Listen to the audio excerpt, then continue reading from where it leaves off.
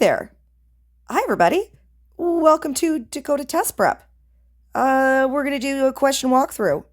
What question walkthrough? We're going to do some motor overload. Settle in, grab a drink, get some popcorn. This is exciting stuff. Okay. So, what is the maximum overload setting allowed for a 30-horsey, 600-volt, three-phase squirrel cage motor with a service factor of 1.15 that is operating under normal circumstances? My God, what a good question. You know how I know it's a good question? I invented it. Anyway, if you've seen our other videos, you will know the first thing we ask ourselves is, what is the question asking for? Boop, there we go. Maximum overload setting. Well, that was easy. It's asking for overload. Boop, next question. What do we have? We have our motor info. And third question, what do we need? In this case, what do we need? We need our flaw. We always need our flaw when it comes to motors. Always, always. Now, very specifically, when it comes to C of Q, we want to make sure we always do these exact same questions for pretty much everything, not just motors. What is it asking for? What do I have? What do I need? What's it asking for? What do I have? What do I need? The C of Q is very specific in wanting to mess you up by giving you way more information that's required, and you're going to go on some crazy chase looking for an answer that doesn't even exist.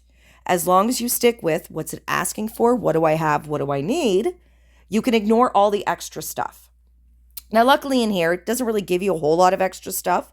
The fact that it's operating under normal circumstances, that's not really a clue. Like, yay, it's operating great. Good to hear it.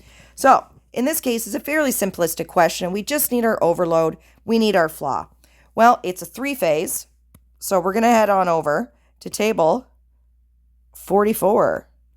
Woo! Look at that. 575 volts. We've got 30 horses, which means my flaw is 32 amps. Pretty easy. Now, I know it's hard to fathom why they came up with service factors the way they did, but stick with me. Don't get mad at me. This isn't my fault.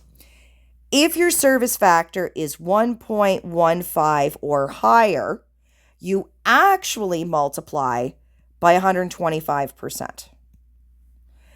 If your service factor is under 1.15 or unknown, you multiply it by 1.15. Is that confusing? Absolutely. Personally, I don't think it makes any sense, but my opinion, they didn't ask it. So in this question specifically, it said that the service factor was 1.15. If it is exactly 1.15, we actually multiply it by 125.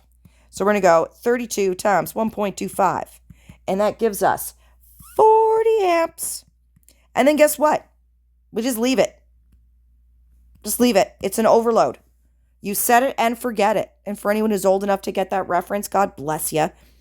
When it comes to overload, it's just flaw times your multiplier, and then that's it. You're done. Just leave it. 40. Boom. Done. All right, that was it. Motor overload.